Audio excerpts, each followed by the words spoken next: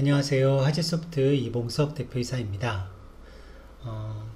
지난 시간에 우리가 스레드의 스레드에 처리되는 어떤 코드의 흐름을 살펴봤었죠. 어떤 예상할 수 있는 그런 흐름이 있었고, 또 예상할 수 없이 갑자기 CPU를 뺏겨버리는 그런 흐름도 있었습니다. 그리고 또 IRQL이라고 하는 개념도 배웠었습니다. 자, 그와 같은 개념들은 앞으로 다른 어떤 또 수준이 높은 드라이버스 어떤 스킬을 여러분들에게 설명해 드리고자 할 때 선행적으로 먼저 여러분들이 알고 계셔야 될 내용이기 때문에, 그래서 잠깐 우리가 그런 내용들을 배웠던 거라면 오늘부터 또 몇 번에 걸쳐서 여러분들에게 잠깐 설명해 드리고자 하는 내용도 어떻게 보면 굉장히 어려운 내용인데요. 하지만 그 내용을 다 설명해 드리려면 중급자 이상이 돼야 되거든요. 그래서 우리가 지금 수준에서 예제를 작성하고 이해하는 데 도움이 되는 정도, 그 정도까지만 제가 설명을 드리는 걸로 하겠습니다. 자, 오늘 이제 배울 내용을 이제 앞서서 지난 시간에 배웠던 내용에 대해서 간단하게 정리하고 넘어가도록 하겠습니다. 자, 모든 스레드는 자신이 실행이 될 때 그 예정된 코드의 흐름이라는 용어를 제가 썼죠. 그래서 이 코드는 여기서부터 이렇게 쭉 흘러갈 거야 라고 생각하는 그런 예상되는 흐름, 그런 흐름을 수행할 때 IRQ 레벨이 0이라고 하는 값을 유지한다고 그랬습니다. IRQ 레벨이 0이라는 값을 유지한다고 그랬고요. IRQ 레벨은 CPU마다 하나씩 있는 그런 개념이라고 말씀드렸었죠. 그리고 스레드가 예상하지 못하는 흐름이 만약에 발생을 하면 그럴 때 IRQ 레벨이 상승하는 그런 효과를 보이게 된다라는 말씀도 드렸었고요. 이 IRQ 레벨이 상승하는 그런 상황들은 어쩔 때 이런 일들이 벌어지냐면 스레드가 예상하지 못하는 흐름, 그 원인이 뭐라 그랬습니까? 첫 번째는 내가 어떤 코드를 돌리는 데 있어서 그 코드가 어떤 논리적인 오류를 일으킨 거예요. 그래서 그 오류 때문에 마이크로 프로세서가 볼 때는 그 코드를 실행할 수가 없는 거예요.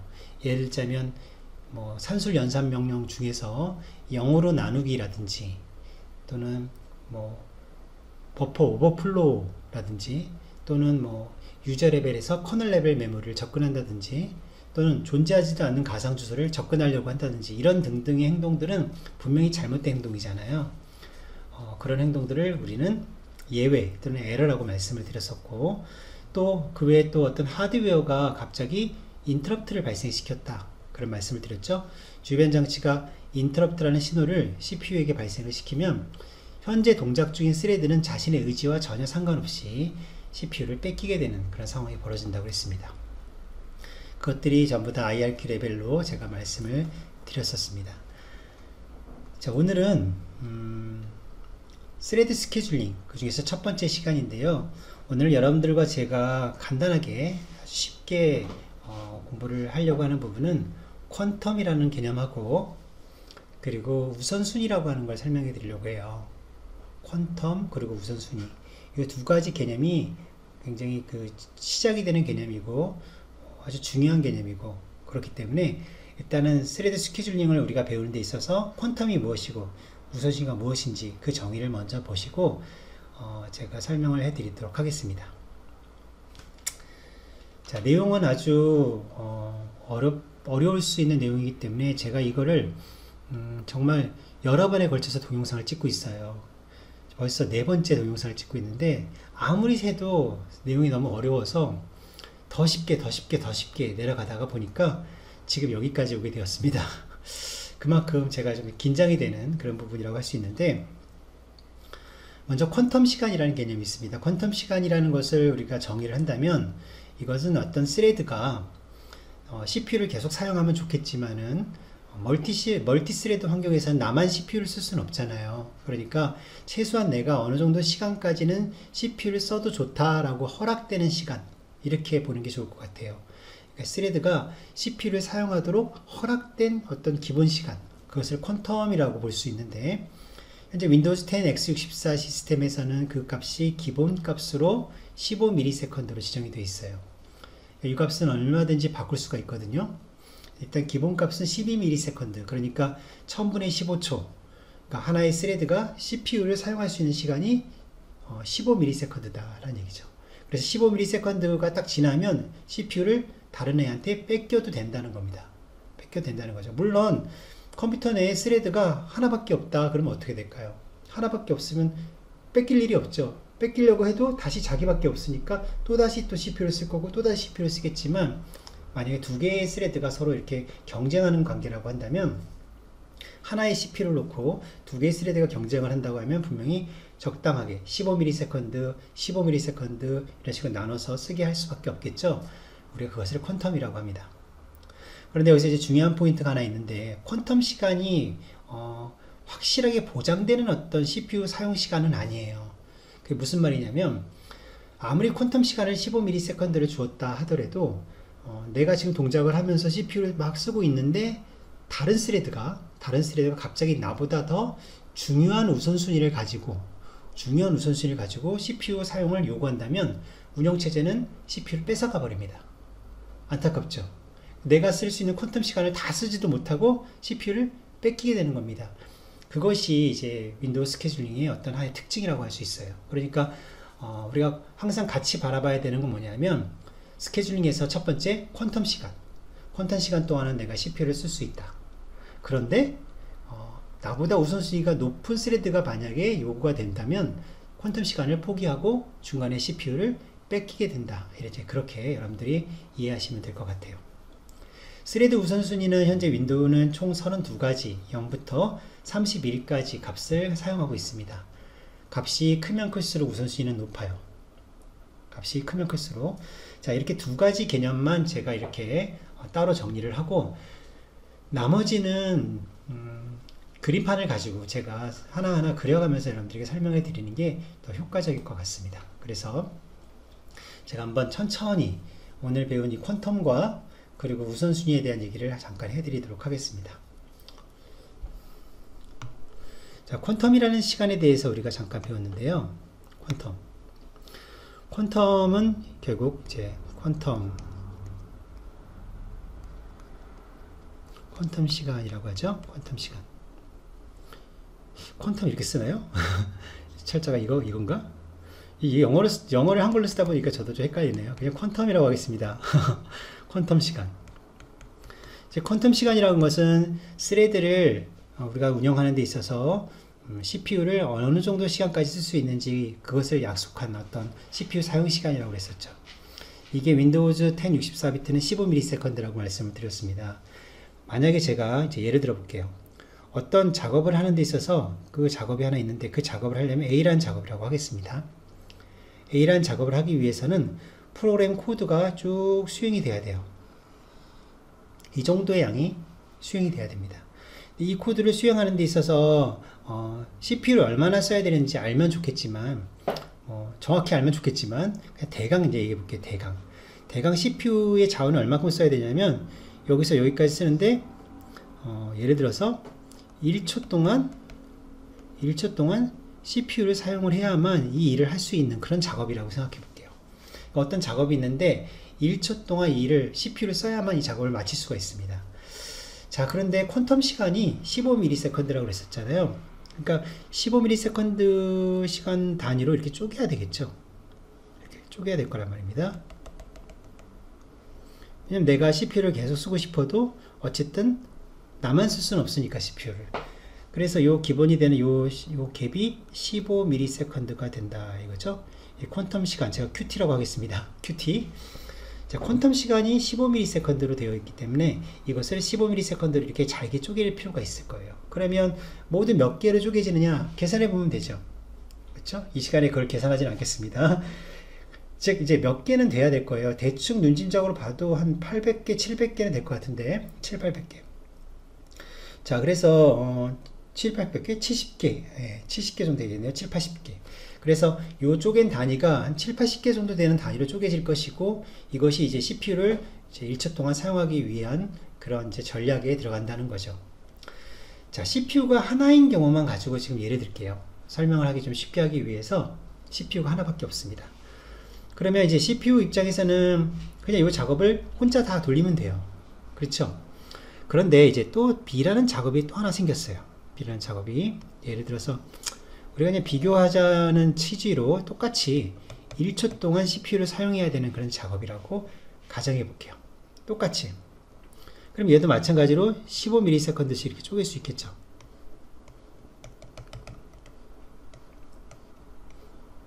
자, 이렇게 쪼갤 수 있을 거란 말입니다. 즉, 두 개의 작업이 둘 다 1초 정도 CPU를 써야 되는 작업이에요. 그런데 이제 둘 다 퀀텀 시간은 15ms로 이제 똑같다고 가정을 해 보겠습니다. 그러면 물리적으로 생각해 보세요. 물리적으로 CPU가 하나예요. 그런데 두 작업이 다 1초 동안 CPU를 써야 돼요. 그러면 이 두 작업이 다 끝내려면 몇 초 걸리죠?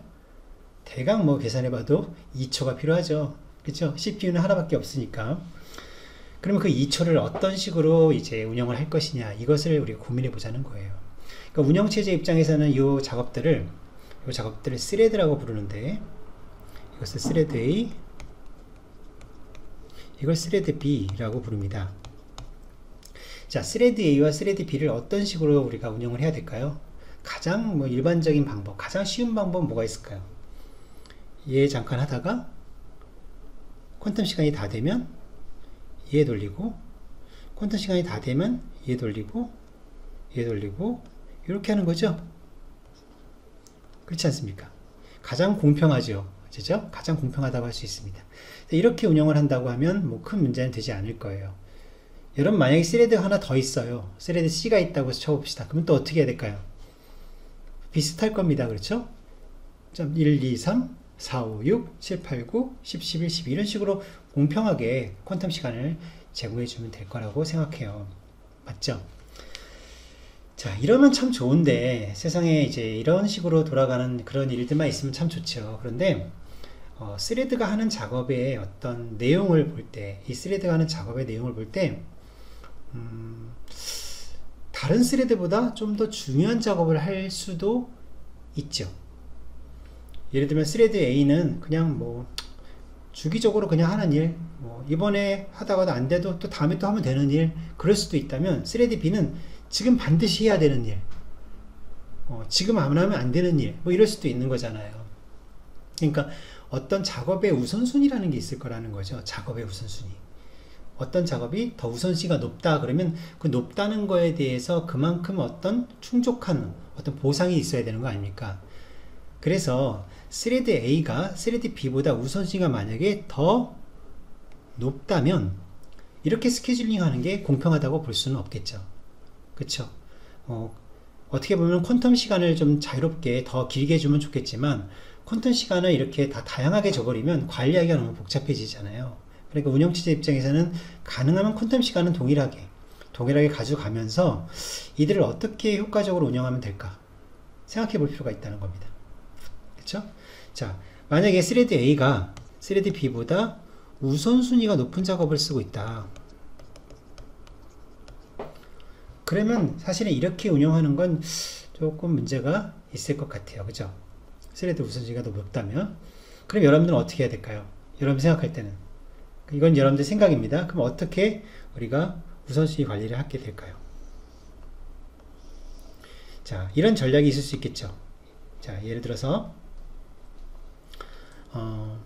우선순위가 더 높다면 이렇게 할 수도 있을 겁니다. 제 생각에는 1, 2, 3, 4 점점점점점점점 얼마인지 모르겠습니다. 끝까지 하고 다 한 다음에 그 다음에 여기 마지막을 예를 들어서 뭐 100이다 라고 한다면 그 다음에 101, 102, 103, 104 이렇게 하는 작업도 가능하겠죠. 200까지. 무슨 말이에요? 스레드 A가 우선순위가 더 높다면서요. 그러니까 우선순위가 높은 작업을 먼저 해야죠. 먼저 다 하고 다 끝나면 스레드 B로 넘기는 이런 전략이 있을 수 있겠죠. 그렇죠? 이런 전략을 우리가 윈도우에서는 뭐라고 하냐면 리얼타임이라고 합니다. 리얼타임.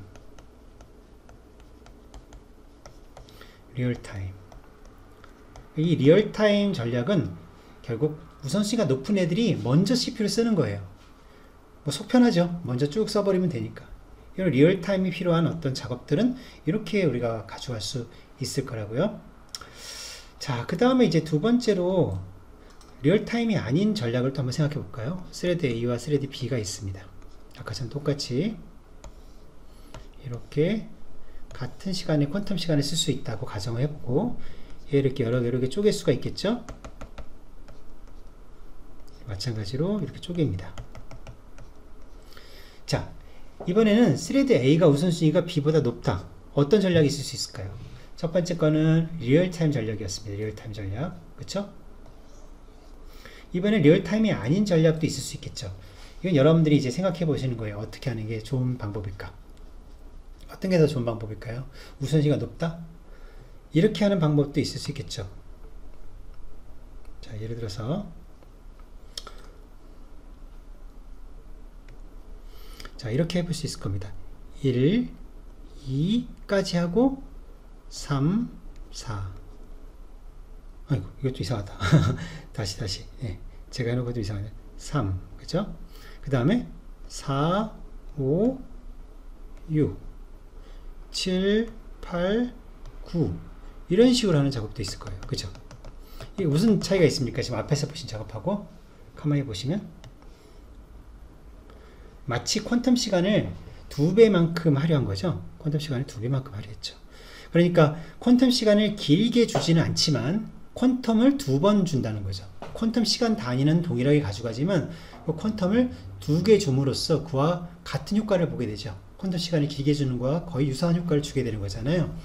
이렇게 작업을 시키면 역시 스레드 A가 스레드 B보다 우선순위가 높을 만큼 어떤 보상을 받는 방법이 될 수도 있어요.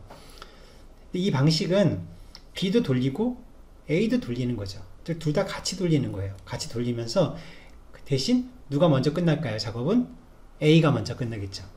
그렇죠? A가 먼저 끝나게 될 거란 말입니다. 이렇게 돌리는 방법도 있을 수 있습니다. 그래서 위에 부분을 우리가 리얼타임 프라이오리티라고 얘기하자면 아래쪽은 윈도우에서 뭐라고 하냐면 variable, 그래서 가변이라고 하죠. variable 존, variable priority라고 얘기를 합니다.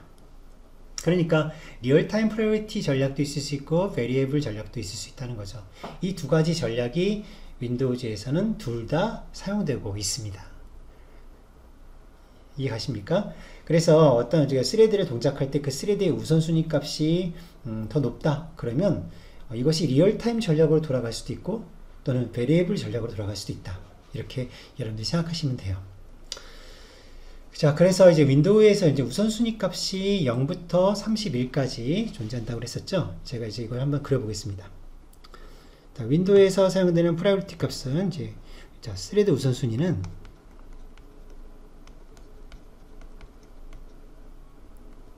우선순위는 0부터 시작해서 31까지 존재하는데 그것을 이렇게 그릴 수가 있을 거예요.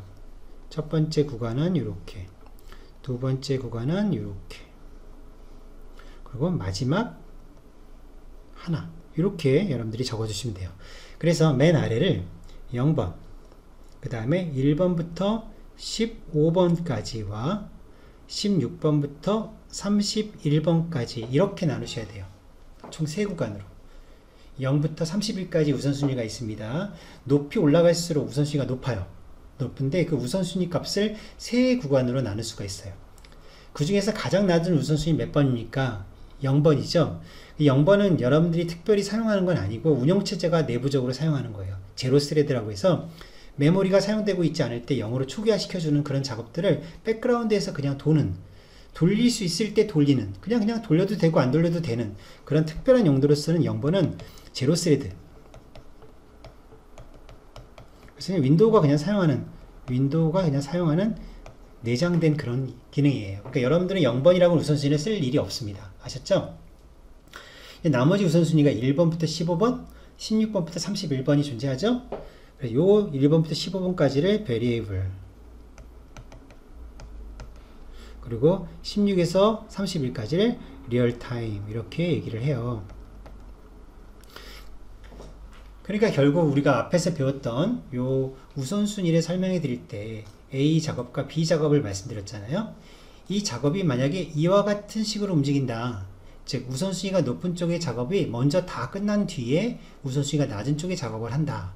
그것이 바로 리얼타임 프라이오리티가 되는 거고, 우선순위가 높은 쪽의 작업이 우선순위가 낮은 쪽의 작업과 같이 돌기는 하는데 보다 더 많은 퀀텀 시간을 가진다. 퀀텀 할당량을 많이 가진다. 그래서 더 빨리 작업이 끝나게 한다. 이것이 베리에이블이라고 말씀드렸죠. 그러니까 리얼타임과 베리에이블 이 두 가지 조건은 바로 사용하는 우선순위의 값에 의해서 결정난다는 거예요. 우선순위 값이 얼마냐 이거죠. 내가 우선순위 값이 만약에 20이다. 그럼 20은 여기쯤에 있는 거죠. 20은 여기 있는 거 아닙니까? 그럼 리얼타임 우선순위가 되는 거예요. 20으로 지정받으면 걔는 그쪽에 있는 애들은 그쪽 존에서는 거기에 맞게 돌아간다는 거예요. 리얼타임 우선순위에 맞게. 그럼 베리에이블 조건 여기 들어가는 우선순위다. 만약에 10이다. 라고 하면 이 우선순위 존에 있는 애들은 베리에이블 하다는 거예요. 베리에이블 하다. 그러면 이제 여러분들이 베리에이블과 리얼타임 뭔가 조금 알 것도 같은데 이게 도대체 조금 애매하다라고 생각하는 부분들이 분명히 있을 거예요. 이렇게 생각해 볼까요? 베리에이블 조건으로 사용하는 경우에 뭐가 베리에이블일까? 베리에이블이라는 말이 뭘까? 이 정의가 필요한 것 같아요. 정의. 이 베리에이블이 왜 베리에이블이라고 할까? 자, 이것은 바로 우선순위 값이 들락달락 하기 때문에 베리에이블이라고 하는 겁니다. 이것은 바로 우선순위 값이 고정되지 않고 플러스 마이너스 하면서 올라갔다 내려갔다는 변화가 발생하는 구간. 그래서 우리는 베리에이블 구간이라고 얘기를 해요. 이게 다시 한번 보겠습니다. 자, 이게 무슨 말이냐면 이렇게 생각하시면 돼요. 자, 스레드 A가 스레드 B보다 우선순위가 높은 베리에이블 구간에 있다고 가정을 해볼게요. 예를 들어서 스레드 A가 13번이고 스레드 B가 9번이라고 말씀을 드려보겠습니다. 그럼 우선순위가 13번이 9번보다 높잖아요. 그러니까 베리에이블 구간이죠. 이 구간에 있다는 얘기는 이렇게 생각하실 수 있는 거예요. 운영체제가 A, B 둘 중에 A가 물론 더 중요하지만 B도 그렇다고 무시할 수는 없다는 거예요. 베리에이블 구간에서는. 그러니까 어떻게 생각하자면 운영체제가 골고루 혜택을 주겠다는 겁니다. A 너 혼자만 도는 게 아니라 B도 반드시 돌리겠다는 거예요. 이해 가시나요? 제가 말씀드리는 거? 그러니까 우선순위가 높다고 해서 너만 도는 게 아니고 우선순위가 낮은 애도 반드시 내가 반드시 돌릴 거야 라고 하는 걸 보장한다는 거죠. 그러니까 13과 19라고 되어 있다는 얘기는 그 수치에 따라서 어떤 그 정도의 차이는 있겠지만 A를 5개 돌리고 B를 하나 돌리든 A를 10개 돌리고 B를 하나 돌리든 간에 반드시 B를 돌리는 걸 반드시 보장하겠다. 이게 바로 베리에이블이에요. 보장한다 그러니까 여러분들 뭔가 생각을 해볼 만한 부분들이 좀 있는데 예를 하나 들어보겠습니다. 베리에이블 구간이 아주 중요하거든요. 그래서 제가 베리에이블의 예를 하나 들어보도록 하겠습니다. 그만큼 제가 설명하기가 좀 어려운 부분이라고 말씀을 드렸죠. 자, 베리에이블 구간에서 이제 발생할 수 있는 예를 한번 들어보겠습니다. 베리에이블 구간에서 발생할 수 있는 예를 한번 들어보죠. 자, 이 예가 되기 위해서는 우리가 스레드를 3개 정도는 만들어야 예가 될 수가 있어요. 스레드 3개를. 자, 3개의 스레드가 있었는데 만약에 얘가 A 스레드가 13번 우선순위, B가 8번 우선순위, 그리고 C가 6번 우선순위라고 가정을 해보겠습니다. 자, 그러면 이렇게 우선순위가 높다고 하면 운영체제 입장에서는 A 쪽에 좀 더 비중이 있는 작업을 하겠죠. A 쪽에 퀀텀 시간을 좀 더 오랫동안 할애하려고 할 거라고요. 자, 그럼 이제 제가 이 작업을 이렇게 나눠보겠습니다. 작업량은 동일하다고 할게요. A나 B나 C나 동일하게 이렇게 그려보겠습니다. 자, 그러면 이제 보죠. 자, A가 예를 들어서 작업을 합니다. 1번 A부터 작업을 합니다. A가 우선순위가 높잖아요. 자, 2번 3번까지 작업을 하고 그 다음에 제어를 B로 넘겨줬습니다. 4번 5번까지 작업을 하고 C를 넘겨줬습니다. 6번 여기까지는 누가 봐도 공평해 보이죠. 그렇죠? 베리에이블 구간에 맞게 어떤 공평하게 움직인다는 걸 알 수가 있습니다. 자, 그런데 이제 만약에 이제 이렇게 돌리고 있었는데 6번 다음에 7번 올라가죠. 7번 그죠? 그 다음에 8번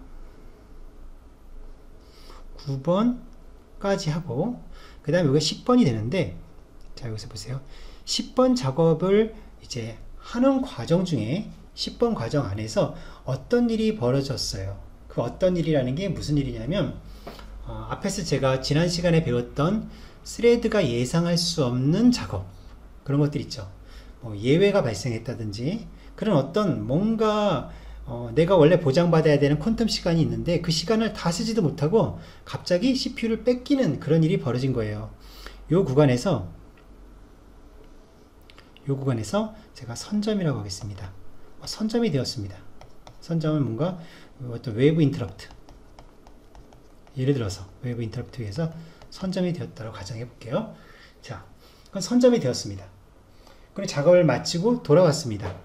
돌아오면 하던 작업을 이어서 해야 되잖아요. 그렇죠? 이때 한번 생각해 보는 거예요.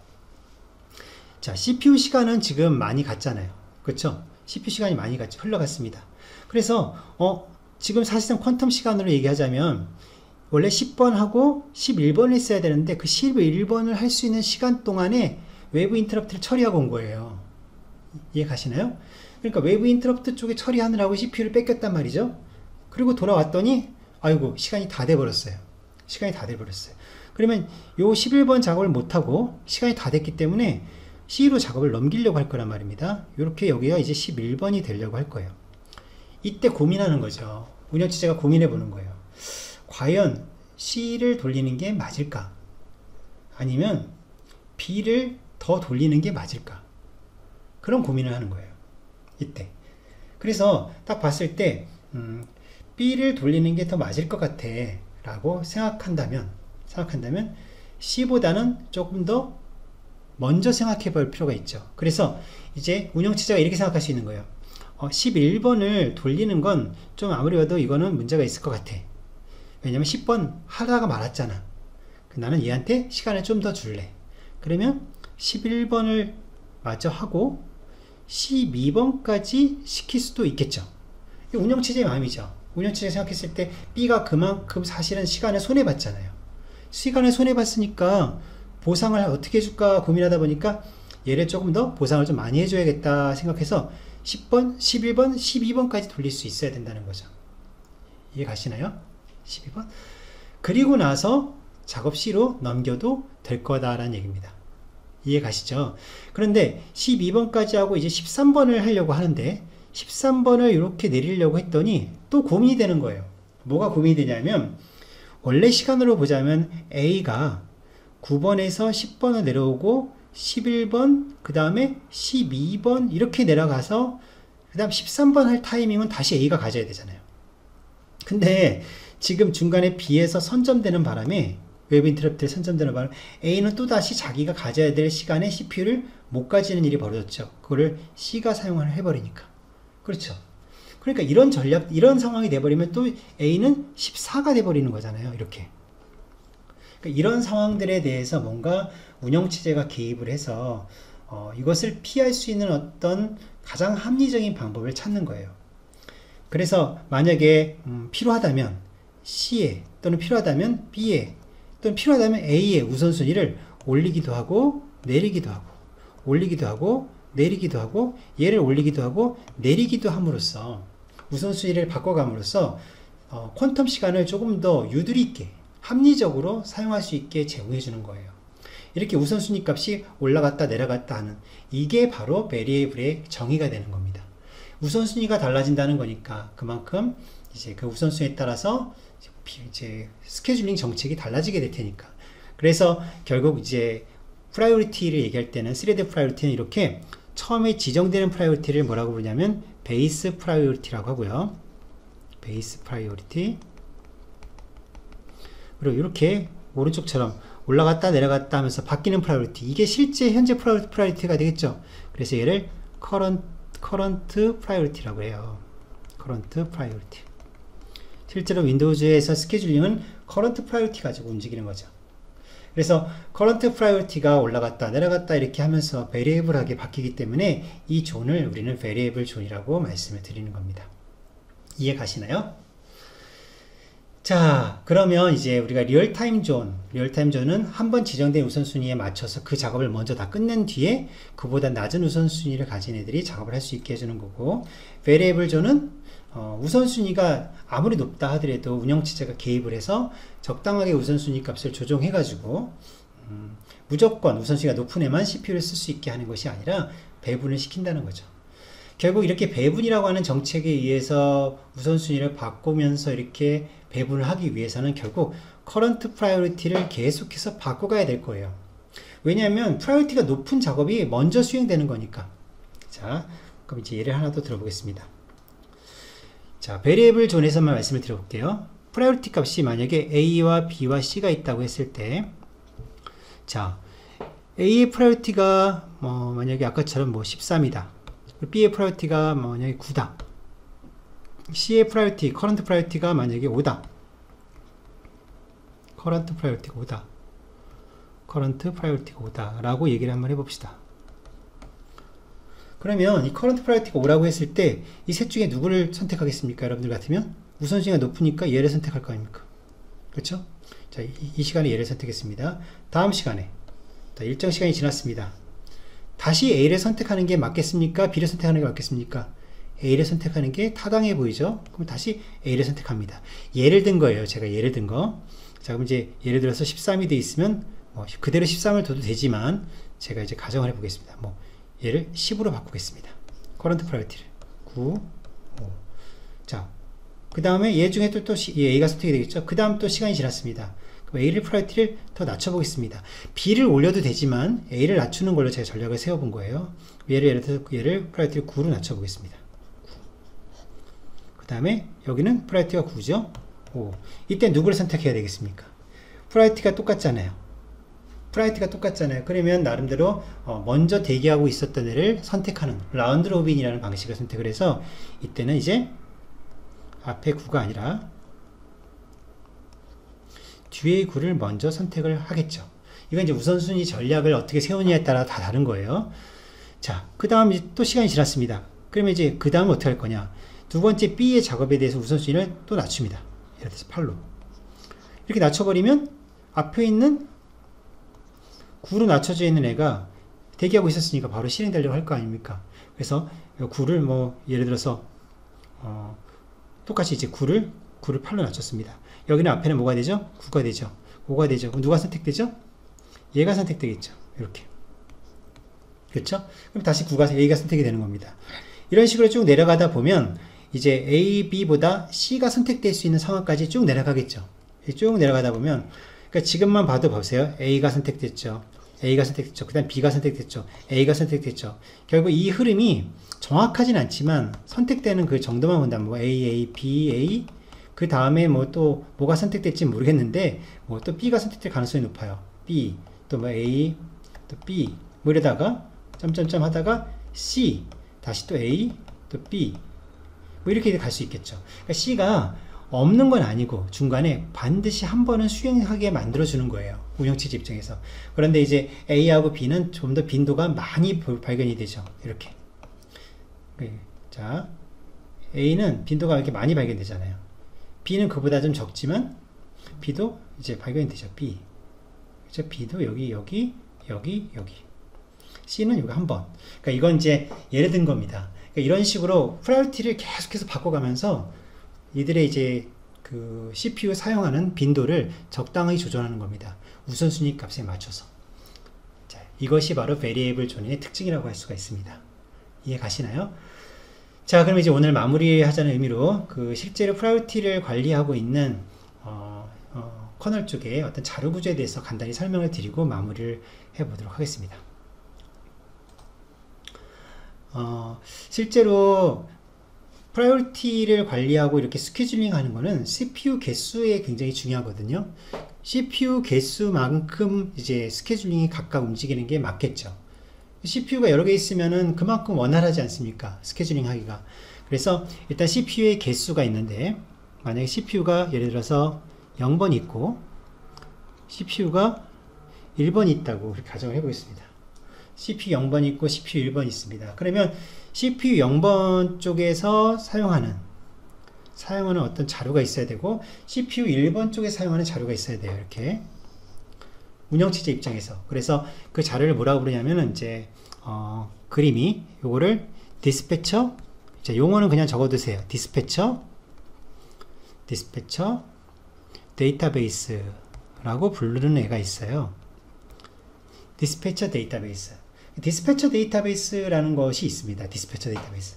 그 디스패처 데이터베이스는 어떤 내용들을 담고 있냐면 이렇게 생각하시면 돼요. 우선순위가 아까 지금 제가 0번부터 시작해서 우선순위가 이렇게 쭉 있다고 그랬잖아요. 그 우선순위 개수만큼 이렇게 뭔가 Q가 있어요. Q 아시죠? Q 자료구조 중에서 Q라고 하는 게 있습니다. 여기도 Q가 있어요. 개수만큼 이렇게 Q. 그래서 Q는 이 항목이 0부터 시작해야 되겠죠? 그래서 이렇게 점점점점점 해서 점점점 해서 점점점 이렇게 되는 겁니다. 그래서 이 개수만큼 맨 아래는 0번에 대한 내용이 되고 맨 위는 31번에 대한 내용이 되는 거죠. 0번이 되고 맨 위는 31번이 되는 겁니다. 그래서 이렇게 Q가 있어요. Q. 이 디스패처 데이터베이스는 CPU 개수만큼 되어 있는 이런 Q를 두게 되는데 Q 자체가 이렇게 그룹이 되어 있다는 거죠. 0번 그룹, 1번 그룹. 자, 이 각각의 Q는 이제 Q라는 거는 엔트리를 가리키는 그런 환영적인 어떤 링크드 리스트가 되는데 결국은 이 Q는 누군가를 가리키는 거예요. 그래서 여기에 지금 아까 말씀드린 것처럼 하면 요 위, 요걸 만약 기준선으로 잡으면 여기가 어디가 되겠습니까? 여기가 15, 16이 되겠죠? 리얼타임과 베리애블을 구분할 수 있는 선이 바로 여기니까 16부터 31. 그래서 각각의 이 Q가 가리키고 있는 리스트, 그러니까 엔트리들을 이제 있을 거라는 거죠. 그래서 만약에 제가 작업을 막 하다가 어떤 스레드가 하나 이제 대기 중입니다. 스케줄링을 해야 될 상황이 됐습니다. 그러면 이 Q에서 거기를 가리키게 하는 거예요. 예를 들어서 제가 한번 이렇게 한번 해볼까요? 여기가 31번인데 예를 들어서 여기가 18번이라고 하겠습니다. 18번 쪽의 리스트 이 Q에서 누굴 가리켜요? 이렇게 누군가를 가리키고 있습니다. 거기에 스레드가 이렇게 있는 거예요. 스레드가 이렇게 있는 겁니다. 그럼 이 말은 무슨 말이냐면 18번 리스트 Q에 연결된 스레드가 있다라는 얘기예요. 또 어떤 스레드가 있을 수 있을까요? 뭐 여기 사이에 예를 들어서 10번이 있다고 하겠습니다. 10번에 이렇게 해서 할 수 있겠죠. 스레드가 이렇게 있을 수 있습니다. 그런데 이건 Q기 때문에 스레드가 또 있을 수도 있어요. 이렇게 그렇죠? 그리고 그 다음에 또 예를 들어서 아래 뭐 8번 있다. 8번이다. 8번도 이렇게 또 스레드를 가리킬 수가 있는 거죠. 이렇게. 이쪽 CPU 1번도 마찬가지예요. 만약에 여기에 CPU 1번은 뭐 리얼타임 전에는 아무것도 없다. 근데 이제 예를 들어서 여기에 13번이다. 13번 위치가 있는데 13번 위치가 가리키는 스레드가 이렇게 있는 거고 또 그 아래 뭐 10번 위치, 뭐 9번 위치가 있다. 9번 위치가 가리키는 스레드가 이렇게 있는 거예요. 그리고 그 스레드는 또 다른 스레드를 또 이렇게 가리키는 거예요. 이런 식으로. 이해가시죠? 그래서 이렇게 그 CPU별로 있는 이 디스패처 데이터베이스 가지고 이 Q에 어떤 리스트 엔트리를 이렇게 가리키는 형태로 해서 Q를 운영을 한단 말이죠. 그래서 스케줄러는 이 Q를 이렇게 바라보는 거예요. 각각의 CPU별로 바라보는 거예요. 그래서 CPU 0번을 바라볼까요? 자, 여기서 여러분들 같으면 누구를 선택해야 되겠습니까? 지금 같은 상황이라면 10번 같은 우선순위는 지금 둘이서 이렇게 나란히 연결되어 있죠. 같은 우선순위를 가지고 연결되어 있는 스레드라고 볼 수 있고 오른쪽 그림에서는 9번 스레드가 9번 위치 프라이어티를 가지고 있는 애가 이렇게 나란히 이렇게 있다는 것을 알 수 있습니다. 자, 이 프라이어티는 커런트 프라이어티입니다. 베이스 프라이어티가 아니라 커런트 프라이어티 가지고 움직이는 거죠. 당연하죠. 커런트 프라이어티 가지고 움직이죠. 그래서 지금 상태로 여러분들이 만약에 스케줄러라면 CPU A에서는 누구 선택해야 됩니까? 딱 보니까 당연히 18번이죠. 18번 우선순위를 가진 애가 리얼타임이니까. 그러면 이 리얼타임 스레드가 선택이 될 거라고요. 선택. 자, 뭐 언제까지 이 리얼타임 스레드가 선택이 될까요? 이 스레드가 작업을 마치고 돌아갈 때까지. 그러니까 만약에 이 스레드가 계속해서 작업을 하고 싶다. 그러면 이 스레드는 계속 작업을 하는 겁니다. 이 CPU A를 0번을 독점하게 되는 거예요. 왜냐면 리얼타임 존이니까. 그러다가 이제 1번, 이 스레드가 작업을 마치고 나면 그 다음에 어떤 걸 선택합니까? 이 그림에서는 얘를 선택해야 되겠죠. 예를 들자면 그 다음에 이 그림대로 하면 그 다음에 얘를 선택합니다. 그렇죠? 그 다음에 얘를 선택합니다. 이거는 아주 우선순위가 바뀌지 않는 그런 특징을 가지고 있는 것처럼 보이는데 variable zone이라는 것을 꼭 기억하셔야 됩니다. 상황에 따라서 계속 바뀔 수도 있는 겁니다.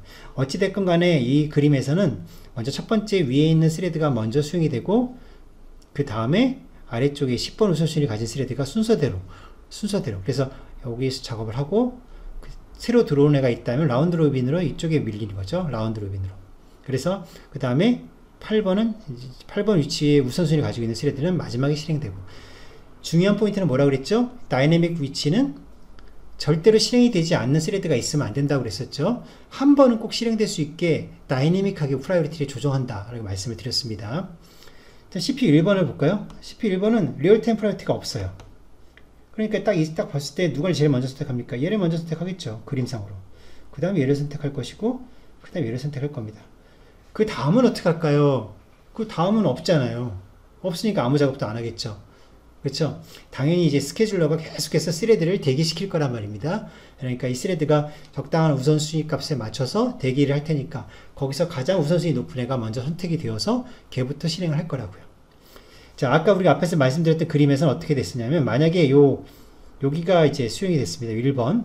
그러면 1번 프라이오리티가 13이라고 하는 우선순위를 가지고 있었다가 다음번에 이제 한번 수용되고 나면 12번, 11번, 10번, 9번 이런 식으로 점점 낮아짐으로써 아래에 있는 애들이 선택되게 되는 거예요. 자, 그런 것들이 다이내믹이라고 말씀드렸죠. 자, 이거 좀 헷갈릴 수 있습니다. 항상 머릿속에 생각하세요. 이 커런트 프라이오리티는 정해진 게 아니라 그 다이내믹 영역 같은 경우에는 계속해서 바뀌는 겁니다. 높았던 애들은 낮아질 수 있고 낮아진 애들은 상황에 따라서 올라갈 수도 있어요.